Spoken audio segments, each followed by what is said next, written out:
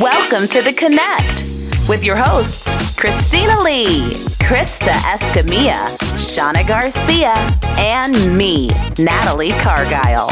We inspire, we influence, and we network. Are you ready to slay this new week? Let's go.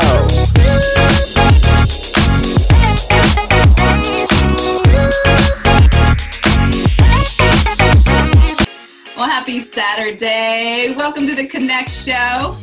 It is June 6th. We are in June, if you can imagine that. And good morning all to your first Saturday. Getting close to summer. Excited to see you. It's summer. Girl, I know, right? It's been summer since March. Well, I think it's safe to say, I think we'd all agree that 2020 kicked off with a vengeance. We started with the coronavirus, and that was the topic on repeat. We talked about it over and over. Next thing you know, it was the stock market, the oil industry, and now we have George Floyd. Now we have George Floyd. Relax. Man, I can't breathe my face. Just get up. What do you want? I can't breathe. Please, the knee in my neck. I can't breathe shit. The Tuesday before last, he was murdered by Minneapolis police, and it's now sparked a national outrage. We're seeing this trickle into local protests as well. We've seen Midland and Odessa come together to speak against the police brutality.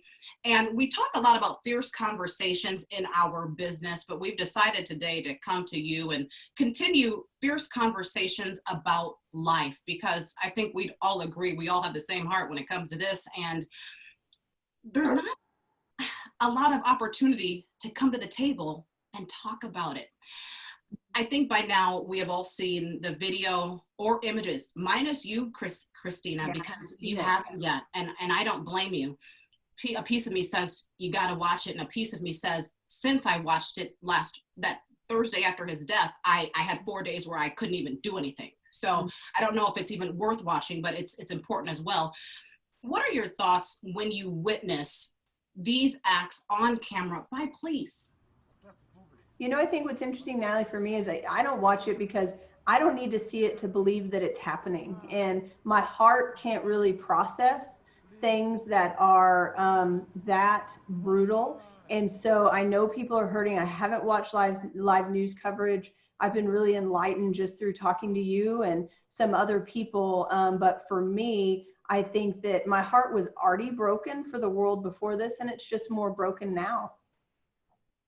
I agree. I think racism is still very much a part of our life, but it has been for, Jews, Irish, Blacks, Muslims, even within religion, even within the same race, different religions. That's true. Even within the same race and not different religions. Right. It's everywhere. It's everywhere. And it's just sad to me that people still judge people without knowing them.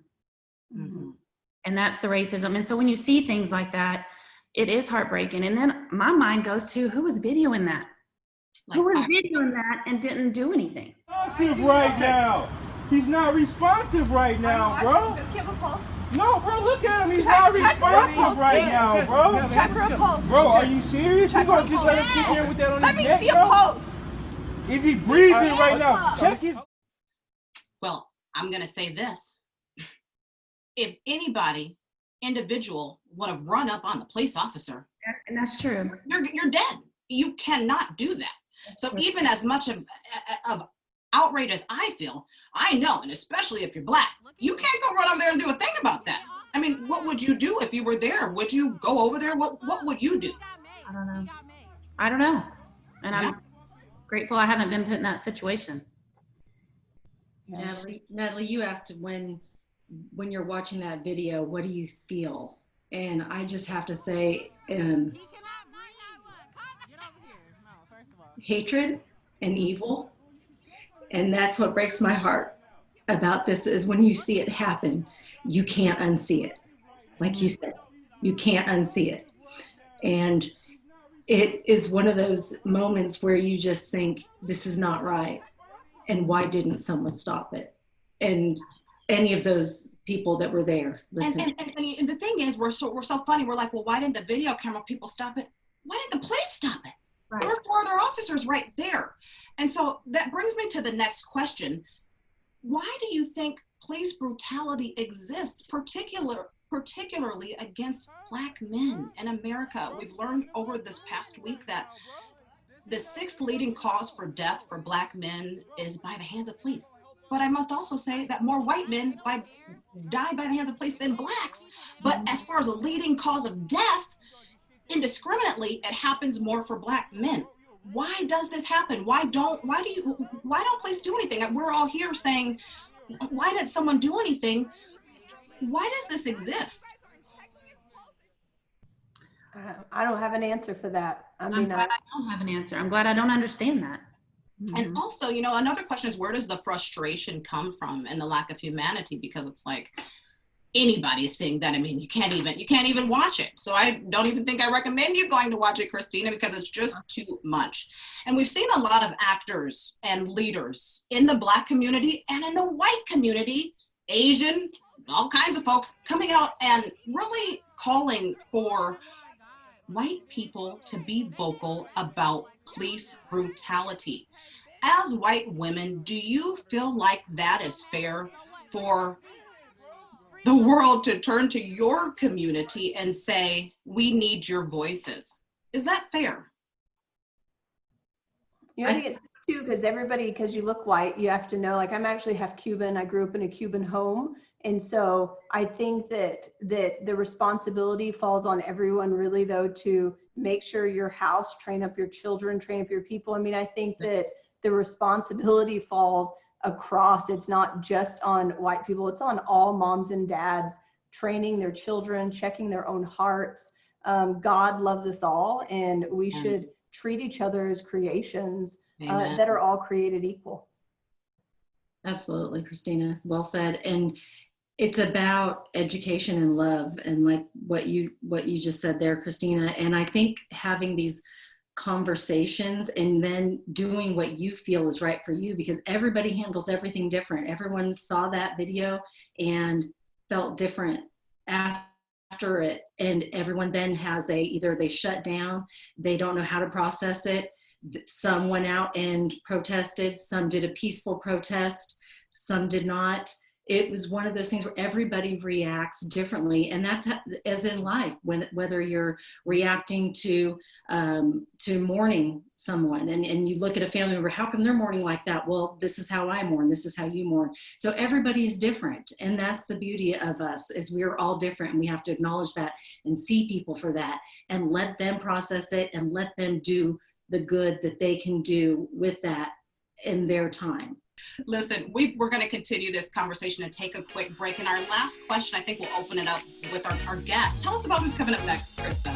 Coming up next, we're going to keep talking. We have a very important guest with us. Jen Oakley with BRL Salon is here. She's going to talk about hair trends and then, of course, everything that's going on in the world. We don't want to miss what she has to say. We're excited to share her story.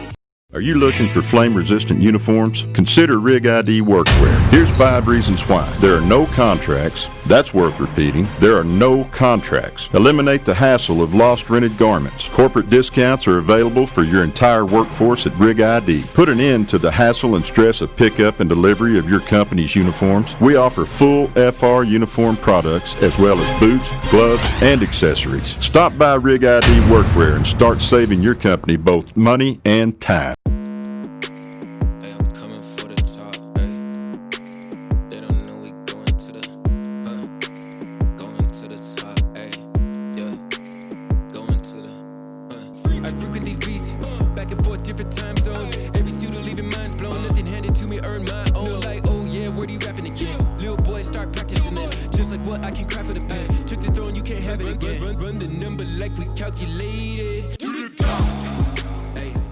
You don't have to be a celebrity to feel like one. Our top-of-the-line Russian hair extensions provide a more natural feel, faster blow-dry time, and a full weight line. Real MC hair extensions are available to all stylists, and all extensions are available the same day. Come in and feel the difference for yourself.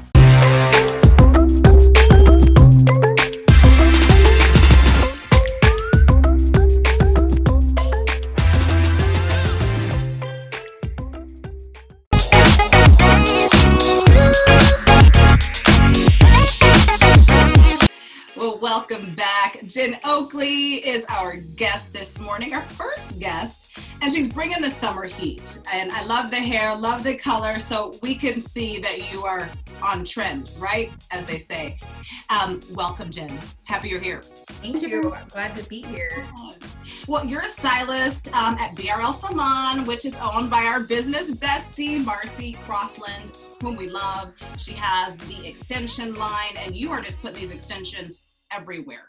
And Jen, today we had planned to just really talk about the summer tips and tricks, and we're going to do that too. But I got to give you a gold star because you texted me before the show went on and just out of nowhere said, which, you know, we were already going to touch on some hot topics, but you said, there's a lot going on in the world since we booked this segment, and I would love to talk about anything that's going on. And so we must tell you, you are our type of girl. Just to give you a heads up in the A block, we talked a little bit about just this national outrage, the death of George Floyd, police brutality against Black men, so many different things, the protests, the coronavirus, we've got pandemics. Girl, right? We have all of these things. So our next question really is, should people use their social platforms to stand up for a cause? Do you think that's important? I think that it's definitely each person's preference, but I have chosen, not that I just have, you know, millions of followers or anything like that, but I have chosen to kind of speak about, touch on some of these subjects. It's real, it's scary, and there's a lot going on, and we need to be educated on it, and I need to be educated on it. Absolutely. What about the rest of you? What are your thoughts on that? Should your personal platforms or business platforms be a place where you speak out against, and you know, there's been a lot of things, but I think what's happening right now, and we can start from the coronavirus to today, you know, and we have National Guards in the streets. I mean, we are in a time where it looks like it's the 1960s, 1940s, like it's crazy. Is this the time to use your platform publicly for some of these topics that are hot right now? You know, I think for me, I don't post that often. And when I do, it's like about my chickens or something that, you know, I can't say that anyone's going to go to me as an expert on anything except for where do I get chickens or how do I build a house. So I think really depends on the person. I mean, there's some people that, you know, my pastor, some people in leadership that I would yearn to know what do they think and want their guidance. And then there's others, I think like myself, that I feel like it's very, for me, personal, that I need to reach out to individuals that I know when I have an awareness of what's going on. Again, since I don't watch TV, I'm very much out of the loop. But as soon as I'm in the loop, to me, social media is there and it puts out in the masses, but it's not as impactful as me actually reaching out to a friend to say, your life is important to me, your children's life is important to me. To me, that's just, for me personally, more impactful. And I have to agree with you, Christina. I think that personal connection is so important, but I think you also have to use your platforms the way that you want to use them and the way that you feel comfortable using them when you feel comfortable doing that.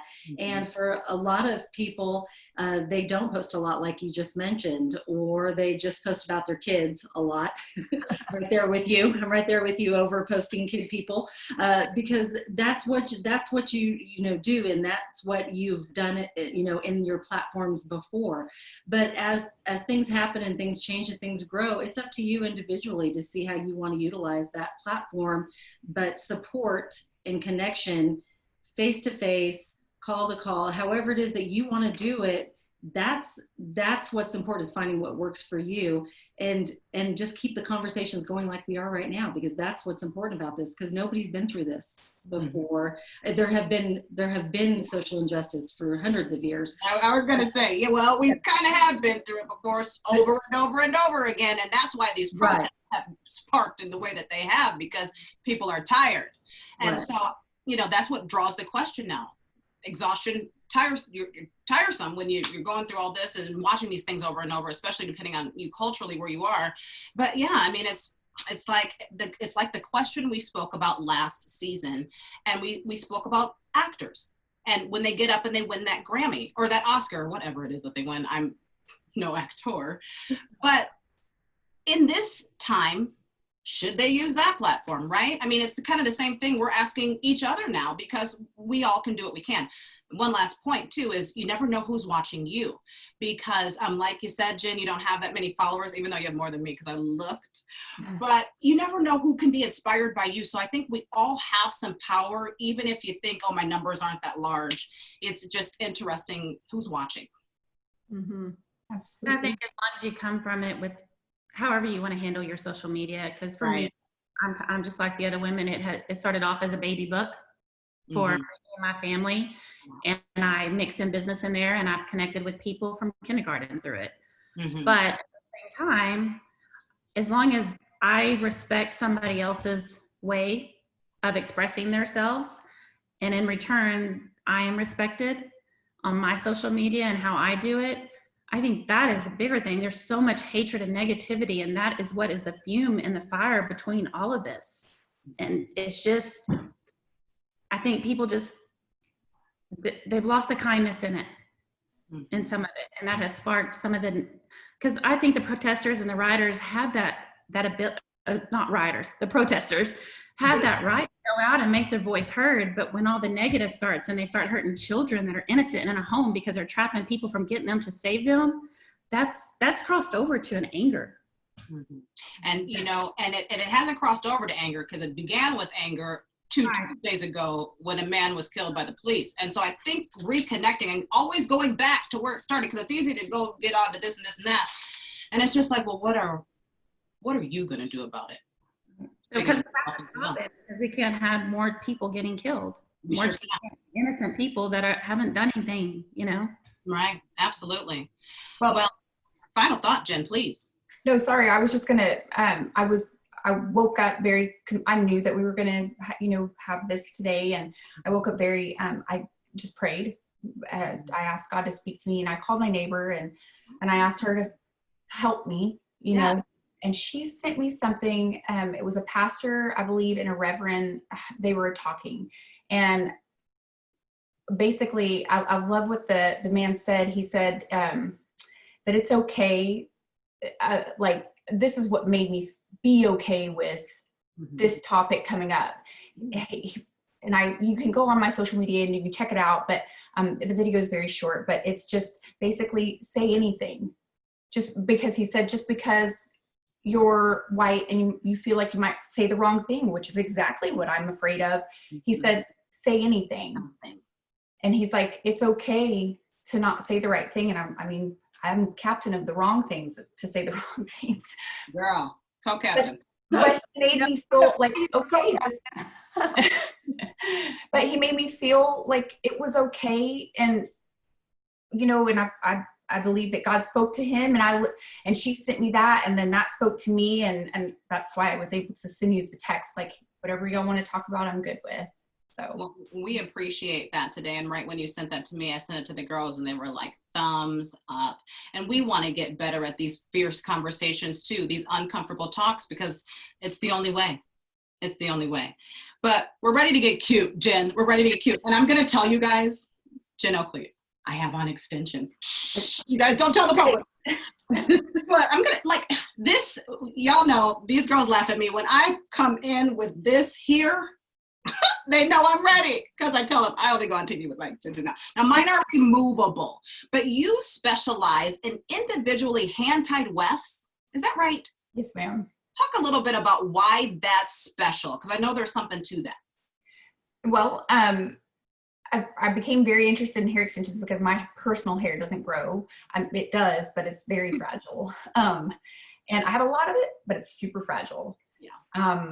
So I'm very interested in hair extensions, obviously. And the hand-tied hair extensions are actually hand-tied onto the weft. So you can't cut them, they'll unravel. So I think the misunderstanding is that the method is the hand-tied way, but it's actually how the hair is attached to the weft, if that makes any sense. But you can customize it to where it's not that much weight. So it doesn't have to be as thick. So this summer I'm wearing way less hair than what I normally do, just because it's not as hot. So it doesn't always have to be this big bush, lion's mane. Don't tell Marcy that. No one, those are bad words in her language. So, I mean, you can customize it to each client to make it lighter on their hair. And I'm very hands-on. I want to hear from my clients and all the questions and everything. So Jen, and I just want to say, and Natalie, I'm joining you at the Extension Club today. Yes, little clip-ons in there. It looks so real. It looks so real. Well, thank you. real. But the reason why I use clip-ons is because I'm scared of damaging my hair. What do you say to people that are scared that maybe this will break off their hair and make it thinner if they already have thin hair to begin with? So traction alopecia is real. I try, which means, well, I probably went too far with that one. You can have it in one spot and it cause hair loss. It's up to your stylist as a professional, as an extension specialist, to first of all decide whether you're the right candidate for it. I believe just looking at your hair, you probably are. But I mean, I wouldn't say that over the, I'd have to be hands-on. And then also moving them around. There are different things that we're educated to do as extension specialists to keep that from happening. Well, thank you so much, Jen. We appreciate you. Have a great summer. Thanks for sharing today. Thank y'all so much. Y'all too. Bye-bye. Thank you. All right, ladies, coming up next, we're going to take a quick break. And of course, when you have that fabulous hair, you got to have that fabulous tan. But coming up next, Mandy Gregg will be here. She's with CMB Tan. She does an amazing job. She will have all the details on how you can get ready for the pool or the beach or your own backyard. We'll be right back.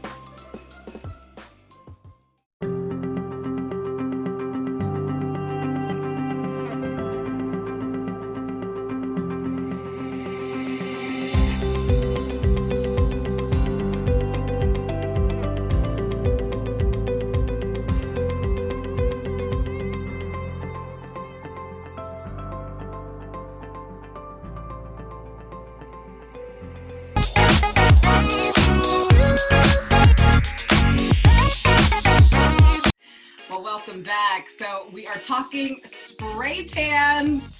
And first, raise your hand if you've ever had one. I've had one. I've had a spray tan. I was like the girl sitting outside when I was like 10, tanning on the roof. Yeah, that was me. I love being bronze. I love being bronze and golden, but I haven't done it in so long. Christina, never. Y'all know I'm allergic to everything. And I live in the rock. My husband would love it if I did. You are hilarious and you crack me up. Mandy, you're here to save the day. And I'm so excited just to learn a little bit about your business. Color Me Beautiful Tans. Some call it CMB Tans. But what I like about your I guess, motto is that you won't leave orange or streaky. Man. That's a thing because I've done this once, so I know. Talk a little bit about how you know if you have a bad tan. You know if you have a bad spray tan. If you leave feeling orange, looking like a Cheeto, that is never good. If you are dripping wet, that's not good. And if you just feel just not pretty, that's not a good spray tan. I will say I've had Mandy and she has these little rollers and she goes where there are wrinkles and creases and she rolls you out and she puts fairy dust on you at the end so you when you leave there. I love that. Mandy, how did you get into this? What made you start your spray tan business? So I am actually a partner in the business. I went to go see my partner Letty. She used to spray tan me. And one day I asked her how she got into it and she explained it to me. And she said, well, I'm kind of looking for an apprentice. Would you like to join me? And I said, absolutely, I would love to. So we got the ball rolling. She trained me and we took off, and now I am her business partner. And we're just going and going like crazy. It's been amazing. Now, Mandy, what has shocked you most about being in the business that you are? Just how much I can help women's self-confidence and help how much how they feel and how they feel about themselves. I love, the best thing about this job is whenever they look in the mirror after their tan and just say, wow, that's gorgeous. We have several colors that we hand mix for the person's skin that comes in. So it's not just like a one size fits all solution. We mix it to your skin type and your skin color. How can everybody find you on social media so they can book a tan with you? So I'm on Facebook. We're at Color Me Beautiful Tans on Facebook. On Instagram, we are at CMB Tans. And then our website is colormebeautifultans.online.com. Good tans. What was the giveaway? Oh yeah, thank you. You're welcome. Oh yeah, if you'll let me know that you saw this, I'll take $5 off your next single tan. Love that. Thank you so much for being with us. We appreciate you. You're very welcome. Thank you for having me. Thank you so much, and I'll see you next week. Yes, ma'am. See you soon. See you soon. Thank you, ma'am. No problem. Thank you. When we return, some final thoughts. Stay with us on The Connect Show on Fox 24. I'm Natalie Cargile. And I'm Shauna Garcia. And we are the co-founders of The Connect, a Texas-based community designed to inspire, influence, and network with women in business and female entrepreneurs. Just imagine girl bosses, VIP events, mastermind meetings, mixers, on-air hosting opportunities, and more. Keep up with The Connect. Your business besties are a click away. Subscribe today at theconnectonline.com.